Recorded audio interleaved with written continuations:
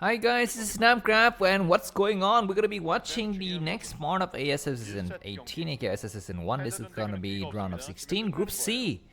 Group C have 3 Protosses and 1 Terran. Very nice people in the crowd. Finally, some faces that don't look like anime characters, like real people, flesh and bone. Recently I've been, following this AI beauty pageant contest. Basically, it's like people generate fake girls using AI, and they are, pitched together in a beauty contest. And surprisingly, the winners, should I say maybe the winner because there's just only one winner, right? Is a girl that kind of looks like a real person. She doesn't have like 100% perfect features, straight nose and whatever, right? She's got some freckles, some pimples. Her hair is kind of slightly curly. She's not super white. She's kind of dark-ish skinned, and she's got some character. So I think what I want to say is that as we evolve into a superior species, not that we're not superior already, but more superior, our sense and our taste of beauty and goodness and satisfaction will change, right? And about the fashion theory where things just come in and out of fashion, the vogue, right? So sometimes things that in the past are out of fashion will eventually come back into fashion because it is a never-ending cycle of fighting against the common or rage against the machine. If you're a rock fan like me, then that's the way you look at it. Which, speaking of, I already recently I saw a weird video.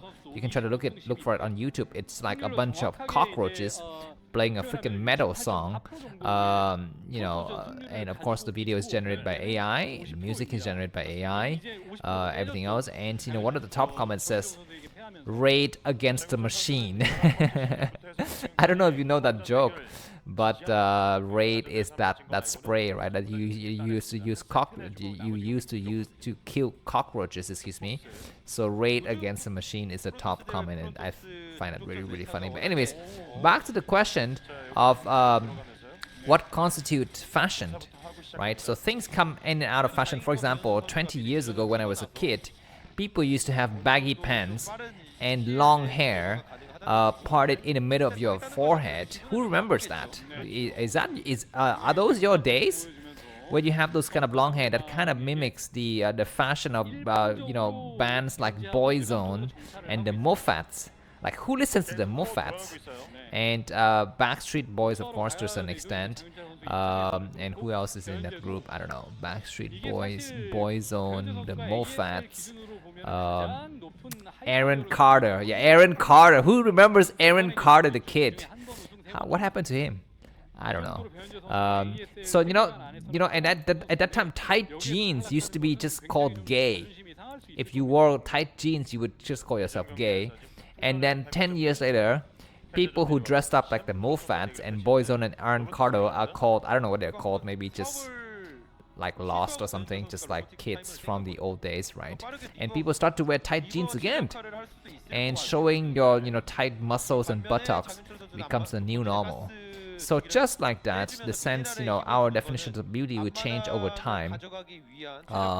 Just like in the Greek antiquity, having fat is a good sign, and having a small penis means you're powerful or good or whatever or beautiful, right? And then fast forward 2000 years later, having a long and large well-rounded penis is the ultimate sign of manhood, right? And having a slim woman body is basically the epiphany of women beautiful. So things will change and things will come back over time. So I guess the lesson I want to tell you guys is never get fixated on some definitions or some standards of values, because everything is up for granted. In my country, people worshipped ancestors. People would put them on the altar and give them offerings.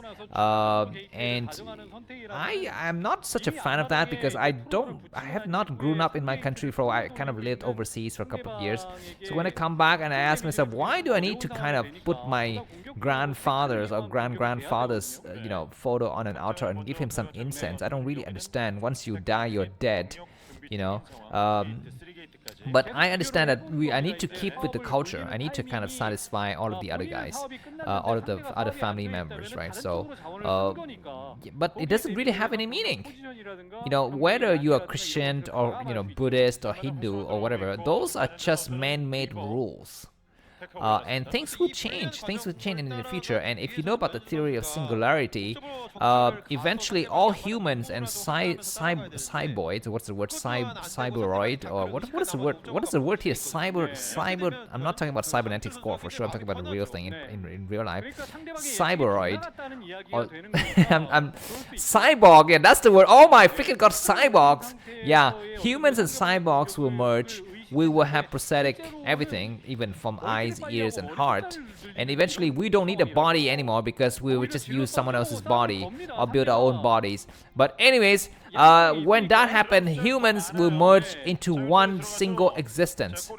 Everyone will share the same consciousness as humanity, you know, evolve. And you know, what is it? The NVIDIA chips become so powerful that you don't need space.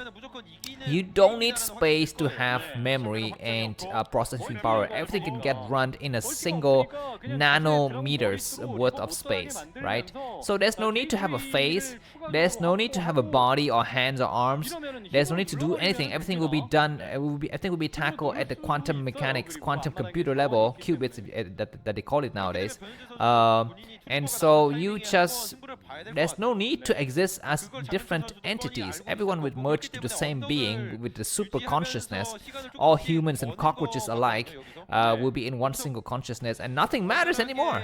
Nothing matters anymore. And in the words of Dr. Manhattan from what is that thing? Watchmen. If you ever watched that TV series, or if you ever oh my God, what's happening here? That movie. Then you will know that, you know, the only thing that matters is what, you know, what will happen to the universe. It's that grand scheme of things. But anyways, back to this game. What's Mini? Mini is gonna be behind in terms of economy, but he's gonna try to come back with militaries. Get kind of, oh my God, that is very unfortunate for Mini. Mini is very close to losing the first game. He's gonna try to attack the Shadow. It's not getting attacked. The Shadow is not getting targeted by Snow. Snow is trying to target only the Dragoons. That's a mistake by Snow here. It will not come as a surprise if Mini wins against Snow, because Snow is good. But you know, in PvP, anything can happen, and Mini is a master of chaos that he is. Looks like Snow's gonna try to come outside, but he's gonna be behind. He's gonna be on the low ground, and once again, he's not targeting the Shadow. He's not targeting the Reavers. He's only targeting something else. He's forced to evacuate himself and get on the high ground here. At least he can hold here.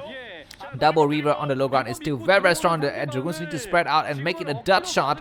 It is going to be a dud shot. It looks like the Reaver is going to try to get a high ground. That's going to be a mistake by Mini. He needs to just hold it and do nothing for the next 1 minute or so. He's moving on the high ground, and I don't really like that. We're going to be having a Shadow, and looks like no reinforcement. Looks like the Reavers from Mini is doing some sick shot. He's pushing his luck. He's the master of chaos. One Reaver will die. The second Reaver will do one last shot. No, it doesn't. Oh my freaking God. And Mini has pushed his luck. He could have just stayed on the low ground and actually take out this Nexus. But the Nexus lives, and Mini is forced to get evacuated. And what the heck? This is the problem with Minis. I mean, he's not Rain. Now you see the complete difference in playstyle. Let me just remove this map from the screen because you could not see there. I apologize for that. Mini is the guy who likes to make things more complicated than it already is, and Rain is the guy who simplified the equation. He's the guy who, you know what, cancel left, right, and then move the things on the denominator from the left side to do the numerator on the right side, cancel all the minuses to get the pluses and so forth. You know, he's the guy who simplify. In my previous line of work, we have a saying which is less is more. You know, less is more means that in these days of, you know, whatever digital information era, you know, it's not necessarily good that you can actually give a lot of stuff, a lot of information, a lot of data, a lot of numbers is not good. What you want to do to show, you know, control, to show professionalism, and to show that you know a lot is to say nothing, or to say very little. Anyways, we're gonna be having a small attack here, and Mini is severely behind. He's gonna get sandwiched at, you know, several junctures here. He's gonna get pushed around, but at least this map, Deja Vu, this is Deja Vu, right? You can actually have a lot of, you know, places to actually wiggle your thing around. Okay, I even showed the wrong map, guys. This is the right map. This is the right map. The other map was completely wrong. I apologize for that. Anyways, Mini is still able to hold because his Reaver control is out of the world. But now Snow's got his own Shadow and Reavers. So that's going to be a problem. Mini's not expanding. He's behind by about 15 supply. He's going to try to fight. He's got the Reaver and the Observer's advantage. No, he doesn't have the Reaver advantage anymore. He's got the same number of Reavers as enemy. We're going to be having a small group of forces by Snow coming out here. The Observer is going to get sniped, and that will be bad. That will be bad. The Reaver's going to try to do some shot, but this is just time wasting. This is just time wasting. Snow would be gladly be happy to actually trade here. Looks like the Reaver's going to try to do some shot now. Where's the reinforcement from Snow? He's going to try to counter attack, or he's going to try to go forward. Looks like this battery is buying so much time. Dragoon's going to try to attack it and snipe the Shadow. Looks like the battery does some good shot, and the rest of Snow forces are out of position. Mini can get on the high ground now. He needs to get on the high ground. He's going to pull back. We're going to be having Dragoons attacking from the back. The Shadows are still alive and still doing 6 shots. And what the heck is happening to Snow? He could have just held the hit if the rest of his Dragoons were in position, but they're not in position. He's got a Reaver on the high ground just to try to hold here. The Dragoon's going to waste their life. The rest of the forces from Snow will return. He crazy exchange in the Shadow from Mini gets on the high ground. The double Reavers is doing good shot. The Shadow would die. The Shadow would die. He lands the Reaver. He's forgotten there's a Reaver inside. And GG by Mini Snow. Thanks for the first game. Thanks for watching. If you have the custody to buy me coffee, the link to that is going to be video. See you soon. Bye bye. And then move up the ramp and go inside the main, just completely bypassing. We're going to be having a slight base rate. Hydralis, Guardians. Everything else is going to be looking forward. He looks like we're going to be having a complete attack, and Flash is out of position. Oh my god, attack now. Guardians attack now. Is Flash paying attention or not? I have woken up from my slumber. I know exactly what I need to say now.